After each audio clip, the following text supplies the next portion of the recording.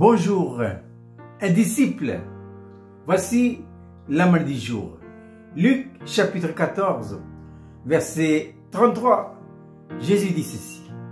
Ainsi donc, quiconque d'entre vous ne renonce pas à tout ce qu'il possède ne peut être mon disciple. Qu'est-ce qu'un disciple? Un disciple, c'est quelqu'un de discipliné. C'est pourquoi Jésus, avant de partir, dira à ses disciples, faites de toutes les nations des disciples. Il n'a jamais dit, faites de toutes les nations des chrétiens. Maintenant, pour être disciple, il y a des étapes à franchir. La première, c'est la nouvelle naissance. Mais qu'est-ce que la nouvelle naissance? C'est l'acceptation en soi d'une seconde vie. Ça, c'est l'étape numéro 1. Jésus dira à Nicodème. Qui est Nicodème? C'est un docteur en théologie. Il connaissait la Bible au bout du doigt. Mais le problème, c'est que il n'est jamais passé par l'étape numéro 1. C'est pourquoi Jésus dira, si quelqu'un naît de nouveau, il ne peut voir le royaume de Dieu. Ah, Nicodème était étonné. Si bien que on peut connaître la Bible, on peut bien l'expliquer, on peut être bardé de diplômes, oui, mais si on n'est pas né de nouveau. Étape numéro 1. Maintenant, quelle est l'étape numéro 2? L'étape numéro 2, c'est Hébreux 12. Hébreux 12, c'est l'examen de passage, un test pour rentrer à l'école. Il y a une école, hein?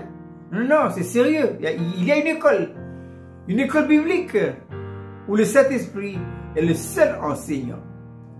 Cette école-là, Dieu n'a pas besoin des hommes, si diplômés soient-ils, pour donner des cours à l'école. Un seul maître, un seul professeur. C'est qui? C'est le Saint-Esprit. Mais le test de passage pour être admis à l'école, c'est Hébreux 12. C'est quoi Hébreux 12? C'est la séparation de l'esprit et de l'âme. On ne peut pas rentrer à l'école si cette expérience-là n'est pas faite. Hein? Et pourquoi la séparation de l'esprit et de l'âme? Eh bien, il faut retourner dans le jardin d'Éden. Quand Dieu a créé l'homme dès le départ, il était intérieurement reconstitué comme ça. Un esprit, une âme et un corps. C'est un ordre intérieur. À cause du péché, cet ordre est devenu un véritable désordre, un schisme.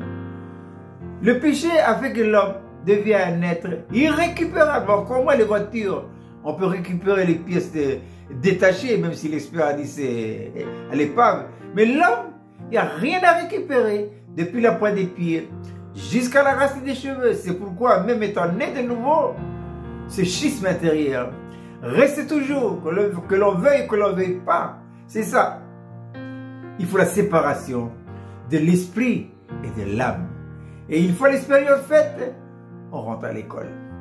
Et quand on rentre à l'école, le maître nous présente tout le programme. C'est un vaste programme qui durera toute notre vie. Un seul thème.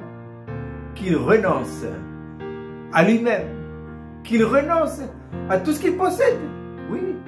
Parce que quand on est rentré à l'école, nous sommes rentrés avec un véritable bagage. Hein. Et tout ça, là, il faut tout le renoncer. Renoncer, ça veut dire quoi? Mettre de côté. C'est pourquoi Jésus dira, si quelqu'un veut venir après moi, qu'il renonce à lui-même. C'est qui lui-même? À la vie naturelle. Nous avons hérité de nos pères une vie que j'appelle la vie naturelle.